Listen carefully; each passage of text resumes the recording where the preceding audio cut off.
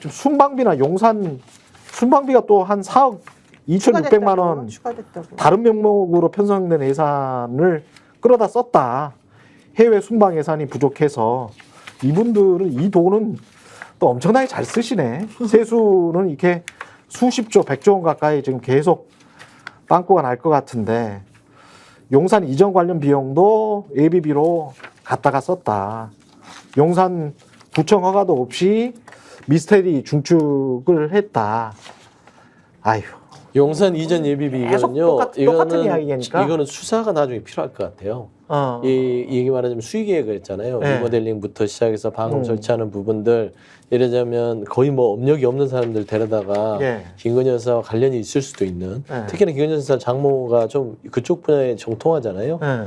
큰 오빠도 그렇고요. 오빠도 그렇고요. 그래서 저는 그런 부분에 있어서 이건 단순히 그냥 4억 2천이 아니라 나중에 총체적으로 수사를 한번 해야 되지 않을까. 아니 그래서 이거를 생각이 원래 감사원에서 이 용산 이전과 관련해서 그 비용 사용한 거라든가 그다음에 수의계약 맺은 거라든가 그 업체 입찰 문제라든가 이런 걸 감사한다 그랬었어요. 그러다가 감사를 계속 미루는 밀었지 거예요. 지금. 그래서 지금 몇 번이 미뤄져 있어요. 예. 그래서 아직까지 못 하고 있어요. 그게 벌써 지금 문제됐던 게 대통령 들어오자마자부터 했었거든요. 근데 좀 지금까지 못 하고 문재인 정부에 관련된 감사는 그렇게 있어요. 열심히 엄청나게 하면서 미친 듯이 하더니만. 마지막으로 덧붙이실 말씀 없죠? 순방 비용 이런 거는 뭐 두 분 이제 그 부분을 얘기하셨으니까 순방 비용 이런 거는 순방을 해가지고 성과가 있고 뭐 그게 예를 들면은 뭔가가 좋은 일로 이어졌으면 국민들도 뭐 할만하다 돈 쓸만했다 이렇게 생각할 거예요. 순방을 해갖고 좋은 일이 있었습니까? 하나도 없지 않습니까? 그리고 뭐 하여튼간에 경제라도 좀 살리고 이런 일이 있으면은 경제라도 잘 들어가고 이런 일이 있으면은 대응이라도 잘하고 있으면은 아니 그래도 뭐 순방을 해가지고 뭐 이 열심히 뭐 순방을 하는 이유가 있겠지. 거기에 돈 쓰는 이유가 있겠지. 국민들이 그렇게 생각을 할 거예요. 전혀 그렇지가 않지 않습니까? 한국은행이 금리를 동결을 했는데 대통령실이 아쉽다잖아요, 지금. 아쉽다고 합니다, 그거에 대해서. 뭐 하는 겁니까, 이게? 한국은행이 바로 반박하잖아요. 아니, 집값이 부동산이 이런데 왜 우리더러 그럽니까? 라고 지금 하잖아요. 아니 그 전부터 계속 압력은 넣었어. 그렇죠. 국힘도 그렇고 대통령실도 그렇고 금리 좀 내려라.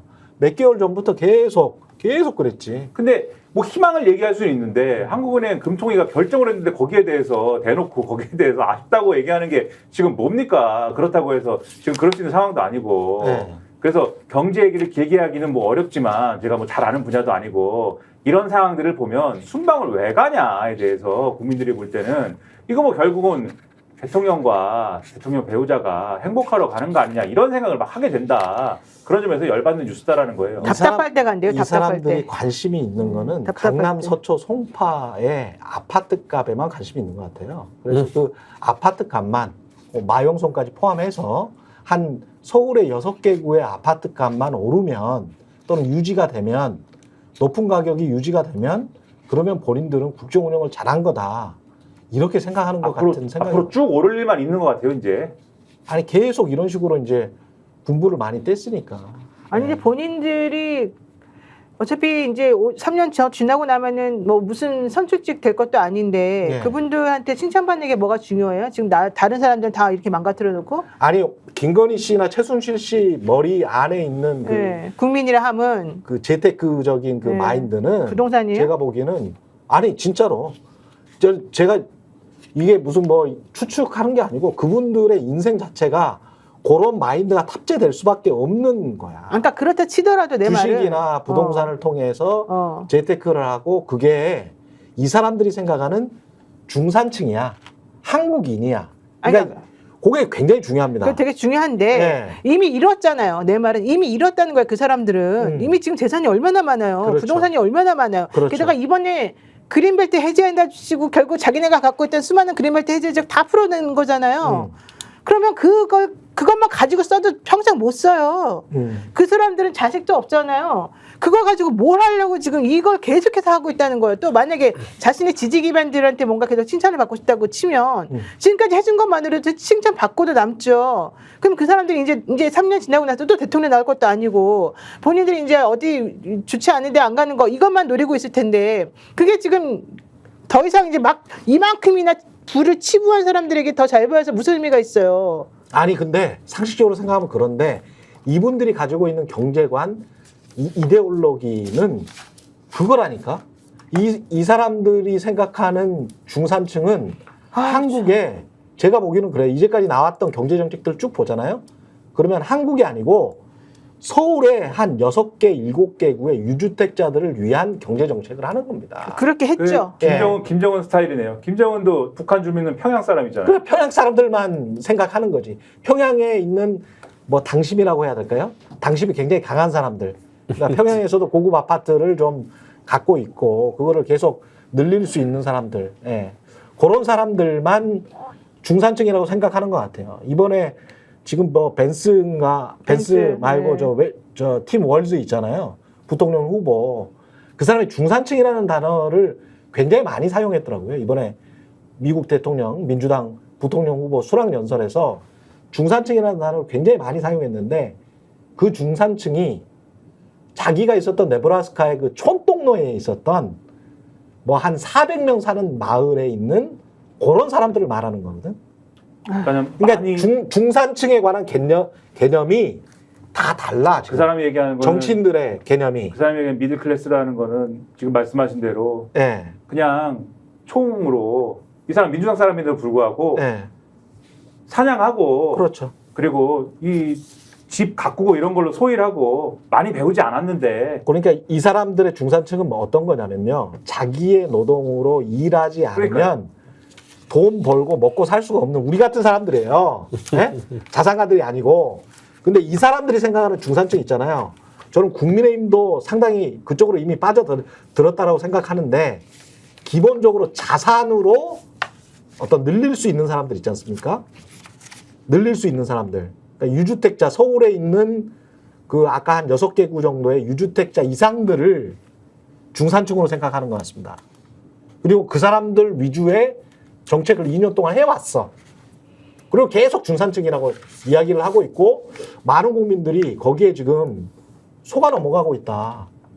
금투세도 다 같은 연장선상이라고 저는 보고 있습니다. 금투세, 종부세 뭐 이런 것들이 중산층이 아니에요. 그 사람들이. 중상상상상층. 상위 한 10%에서 20% 내에 있는 사람들을 중산층이라고 계속 규정을 하면서 그 사람들 경제 정책을 하는 거니까. 그러니까 맞는 말씀인 게 금투세, 종부세, 상속세. 그러면서 이제 사기를 치는 여기에 겁니다. 해당되는 사람은 별로 많이 없어요. 왜냐하면 그러면서 이제 위협을 하는 겁니다. 저도 상속을 받아본 적이 없어 상속세를 내본 적이 없고요. 예. 금투세 대상도 아닐 뿐더러 저 종부세 안 내고 있습니다. 못 내고 있습니다. 그러니까 저는 물려받을 게 빚밖에 없어요. 저는 그러니까 이런 거예요. 일반 서민에 대한 부분들이 그 전체 구간을 우리 정치권이나 특히 윤석열 정부는 어디로 잡냐? 거의 5% 이상. 맞아요. 3% 이상. 예. 그들만의 어떤 전국으로 끌고 가면 그들이 오피니언이 돼서 나의 힘이 돼줄 것이다 생각하는 것 같아요. 맨날 그런 사람들만 만났기 때문에. 그러니까. 맨날 그런 사람들만 만났기 때문에. 그런 것 같아요. 저는 그 완전히 이제 머릿속이 그렇게 정리가 됐어요? 정리가 된 사람들이야. 왜냐면 어제 뉴스데스크 마지막으로 이 말씀만 드릴게요.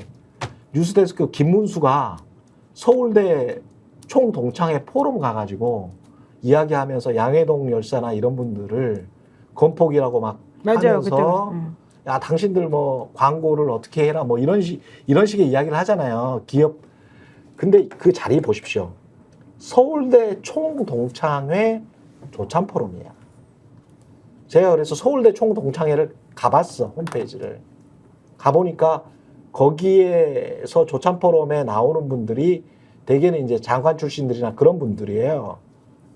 근데 그 조참회에 5만 원이나 뭐 나중에 뭐가 있을지 모르겠습니다만은 거기에 경제적으로 스폰하시는 분들은 제가 보기에는 기업인들이라고 봐야 되거든. 근데 거기에서 경사노위 위원장이 그런 식으로 노동자를 완전히 폄하하는 그냥 우리 직장인들이거든요. 근데 그게 이게 쉽게 받아들여져, 한국 사회는. 그리고 저 위에서는 거의 개돼지로 보고 있는 거야. 속마음으로는. 말은 표현은 그렇게 안 하지. 그냥 불쌍한 사람들인 것처럼 생각을 하지. 근데 딴 물에서 놀고 있어. 이자들이 딴 물에서 놀고 있고 그게 굉장히 당연하고 그리고 그게 한국이 굴러가는 어떤 메커니즘, 작동 원리다라고 굳게 믿는 조찬 포럼에 자주 참석하시는 분들이 있어. 저희 같은 사람들은 조찬이 없어요. 조찬이 없어? 조찬도 없어요. 우리는 조찬이 어딨어요 지금. 저희가 얘기할 때 오셔가지고 라이브로 관전하시기 바랍니다. 반드시 주변 사람들 데리고 오시기 바랍니다. 구독, 좋아요, 알림 설정 해주시기 바랍니다. 좀 살려주십시오. 저 좀.